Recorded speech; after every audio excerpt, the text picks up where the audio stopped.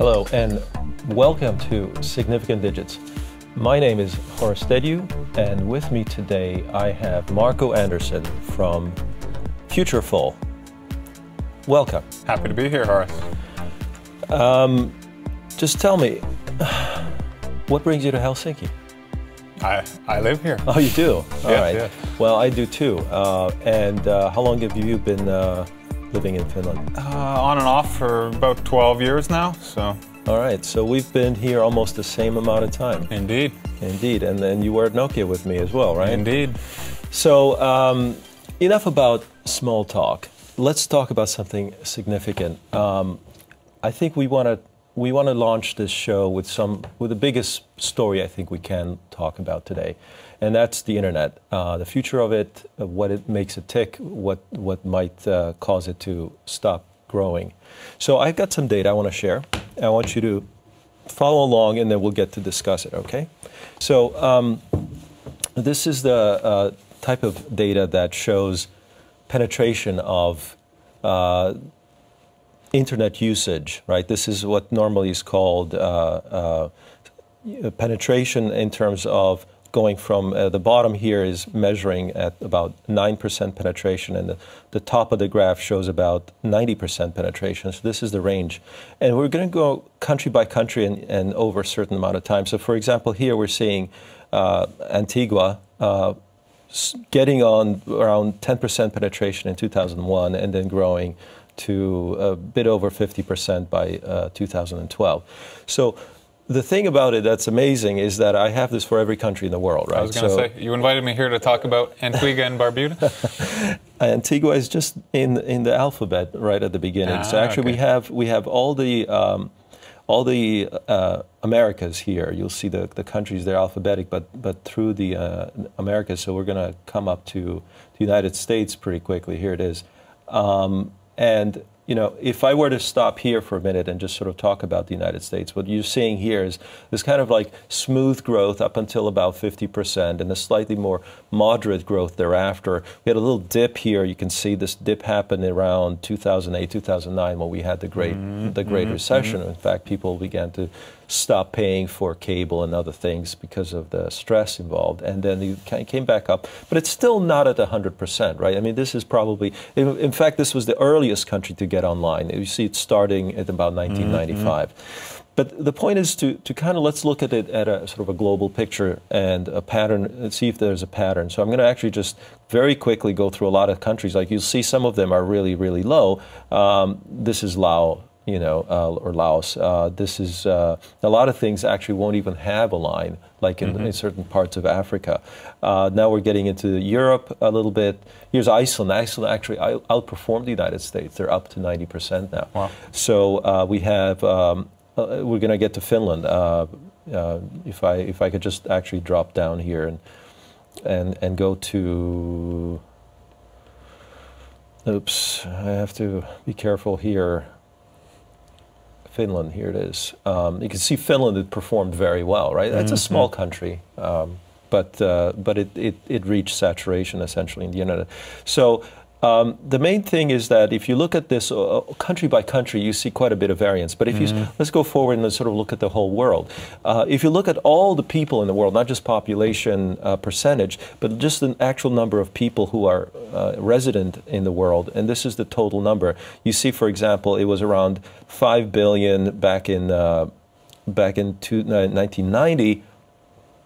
And it's over 7 billion now, right? 2012, it went over 7 billion. And I split this up into two areas, green and blue. The green are what I call internet non-consumers, and the blue is what are internet consumers. So you see this pattern where, you know, the way to think about it is look at the haves, the have-nots, or two types of people in the world. And the internet consumers line looks good. You know, it's growing. It's definitely on a positive trajectory. In fact, if we look at just that line, the overall world's internet users, you know, it reached, and there's the actual number here, 2.2 billion by the end of 2011, 2.5 billion by the end of 2012. And so, we're going to get an update, in a month or two from the ITU, which would let me actually update this to 2013. But generally, this is a very positive sort of up and to the right kind of graph, right? And if you were to split it up by region, here's where the people actually reside. Europe is the biggest, 1.9 billion. Americas, including North and South, 1.3. But Asia Pacific is relatively limited, and Middle East and Africa is relatively limited. So in a sense, what we're looking at is this type of split here. The Americas, the overall population is stable. The European population is rising a little bit. Penetration is much higher. Asia Pacific, over 4 billion people live there. And the blue and the yellow on this one is... The blue is the users of the internet, and I reversed them now. So the top is the internet users. Middle East and Africa is the most rapidly growing in overall population, but you see very little penetration, right? And so, in fact, there's another way of looking at the non-usage, and here's the way that looks. The Asian Pacific, 3.1 billion non-users, right? There's a huge number of non-users, and therefore a lot of opportunity there. But the opportunity in Europe is already quite small, relative to. In fact, the peak non-usage happened in 1998. It's been declining ever since. Even though the global population is rising, the population of non-users is declining, which is as it should be, right? We still have, though, a billion unaddressed in Middle East and Africa. The Americas, almost half, actually 400 million, and this is the story of non-consumption, right? Which is another, I would say, good story.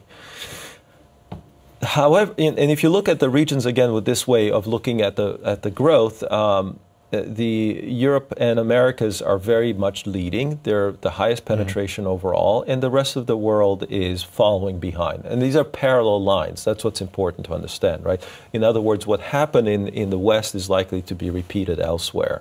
It's only a matter of delay, and you can measure that delay by how much these lines are shifted to the right. And if you were to try to make a forecast of this data, this is how to do it. This follows a logistic curve, which is a formula that we can actually compute. And you see here the yellow line is the actual data, and the blue line is the forecast data based on the fitting of the existing data. And what it would suggest is that we're going to go over 80% right around 2023 maybe, sometime around then. And eventually it's going to slowly be asymptotic with 100, maybe never quite reach 100, but it's going to be above that, above 80. And so that gives us an idea of the forecast of this internet. And we can actually convert it into a line through a transform, and you can see how smooth that line is. But then if you measure the acceleration, which is the speed of growth in this sense, and this is the data to today, which is 2013. It's not smooth, but the growth has been positive. In other words, there is acceleration. But again, if you believe that that's S-curve is underlying everything, then at some point it will inflect. We'll go from acceleration to deceleration. And in fact, there's that point in time we can actually predict that when that might happen. And in this case, it would be sometime in 2016. So that's what the data shows. Now, what I want to ask you, and I want to have a conversation over, is what's going to exactly happen when we reach that point of inflection? Firstly, is it actually going to happen in the way this data would suggest? In other words, are we going to be able to address the entire global market with this internet? And secondly, if it does reach some form of saturation, and it has already in some markets, what's going to come next? What are your thoughts?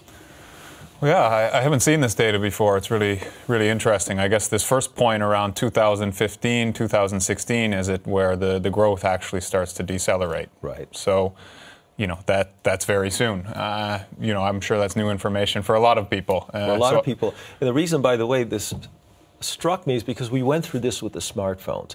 The smartphone market was accelerating, and suddenly when we started sort of lifting off the pedal. We started with the iPhone in the United States slowing in 2012 or so. We've seen now deceleration starting to creep into the Asian market. It's caused first Apple to suffer in terms of its growth, and then Samsung suffered afterwards, right? There was a bit of a delay.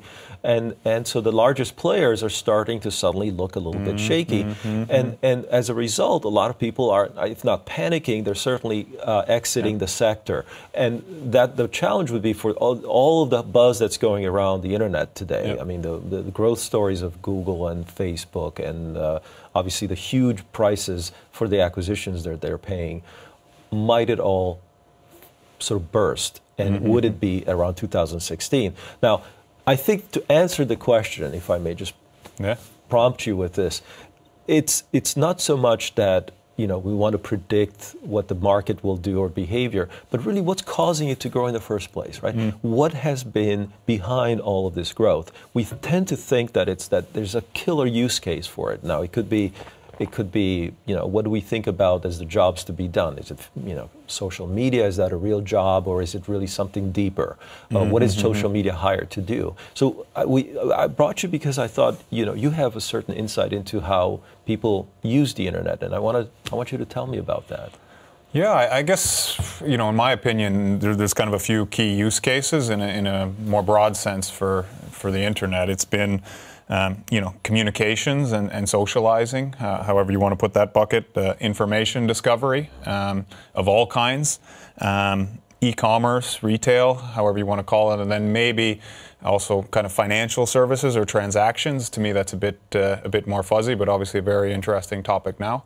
So I would say those 3 or 4 kind of categories to put some kind of structure on it. And I'm not sure in terms of numbers or in terms of what's driving the usage, but generally speaking, I would think a lot of the use cases fall under those categories. So.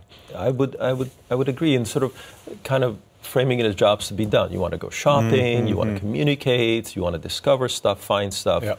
The problem I have, though, with that is that this sometimes, I'm afraid, is seen as a first world problem, or these are first world problems. Certainly, information is a universal need, communication is a universal need, but to the degree that you're able to monetize those things, right, in the sense that what Google does in serving up ads, or what Facebook does, where are the buyers going to come from for the products that are going to get advertised in this later part of the market, this late adopter? And the challenge, I think, exists for the whole industry, and I don't mean just search, but the entire internet-based products and services, is how to reach to non-consumers that are already today getting scarcer and scarcer in developed markets. So do you see some revolution is needed? We've gone to devices, we've gone to apps, for example, as a proxy for browsing. What do you think would be the future of browsing overall? I think browsing is perhaps a metaphor that has. Do you think it's reached its limit? Yeah, I think in many ways it might be a dated concept, or even if you look, I don't know the exact figures, but if you look at how people are spending time online or time on smartphones, you see certain key applications such as Facebook kind of dominating usage time compared to, say, a browser. Whereas when we first started kind of getting online, the browser was more or less the thing that was the kind of gateway or the entry point to the whole internet. So I think those dynamics are changing very much. Of course, that leads to this kind of apps versus browser kind of discussion that's been kind of bubbling for years. But I like how you approach it in terms of what's the specific task or the specific problem that certain things are solving for people.